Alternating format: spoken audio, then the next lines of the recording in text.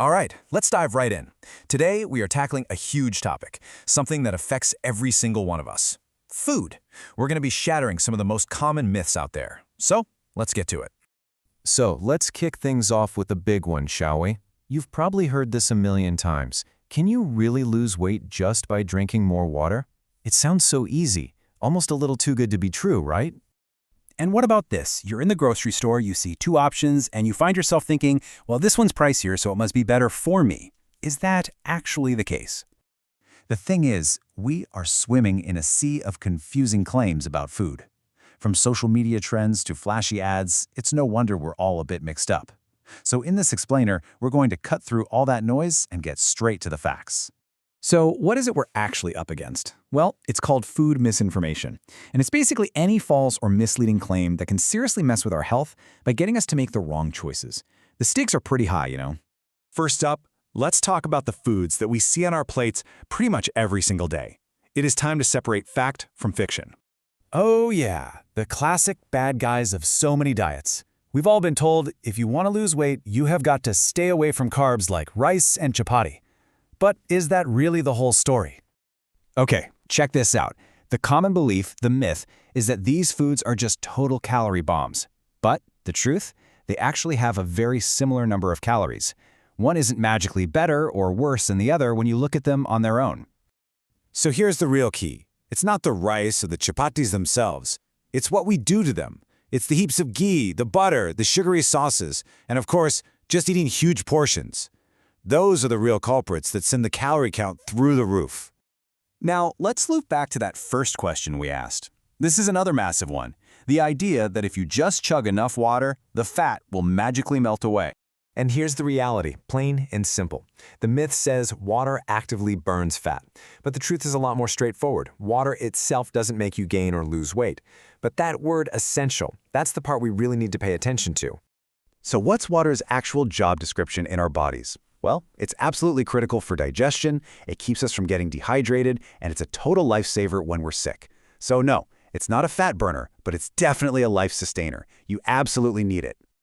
Okay, moving on. Now let's get into how marketing and advertising can really muddy the waters and confuse us about what's actually good for us.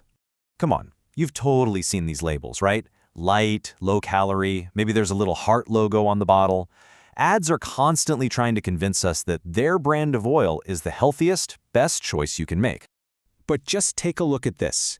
This simple little table tells a huge story. It doesn't matter if it's vegetable oil, fancy olive oil, or even ghee. A tablespoon has pretty much the exact same number of calories. There is no such thing as a low-calorie oil. So here are the simple truths you need to remember. 1.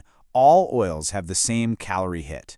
2. And this is a fun fact, cholesterol only comes from animal products. So of course, vegetable oils are cholesterol-free. And 3, this is the most important one, too much of any kind of oil is not a good thing. Oh, marketers are so good at this. They try to sell us packaged snacks like biscuits as some sort of essential part of our diet, maybe even calling them a complete food. But let's be real, most of them are just delivering empty calories. Nutritious, homemade food, almost always a better bet. And this one gets you right in the wallet. We just assume that if something is expensive, or organic, or has a special DESI label, it's got to be more nutritious. But nutrition is about what's inside the food, the vitamins, minerals, and fiber, not the price tag or the fancy packaging. All right, for our final section, we're stepping into the weight loss maze. This is an area where misinformation isn't just confusing, it can actually be pretty harmful. This might just be one of the most dangerous myths out there. It's that promise of a quick fix, that you can hit your goal in, like, a week if you just starve yourself or skip meals. It's so tempting, but so wrong. And here's the fundamental problem. The myth promises a quick fix, but the truth is all about sustainability. Real, healthy, lasting weight loss isn't a sprint, it's a marathon. It's about building good habits that you can actually stick with for the long haul. So, what does that healthy journey actually look like? Well, there's no crazy secret formula. It's just these 3 simple, powerful things. Eating a balanced diet, having regular meals to keep your body fueled, and getting some consistent physical activity. That's it. That's the real path. Okay, so we've busted a ton of myths. How do we protect ourselves from now on? Well, it's all about becoming a kind of food detective. And here's your official toolkit for finding the truth. Think of these as your new rules. First, be skeptical. Always question what you hear. Second, do a little homework and check the facts for yourself. Third, learn to spot those misleading ads. And most importantly, make your choices based on solid knowledge, not on the myths we've just busted.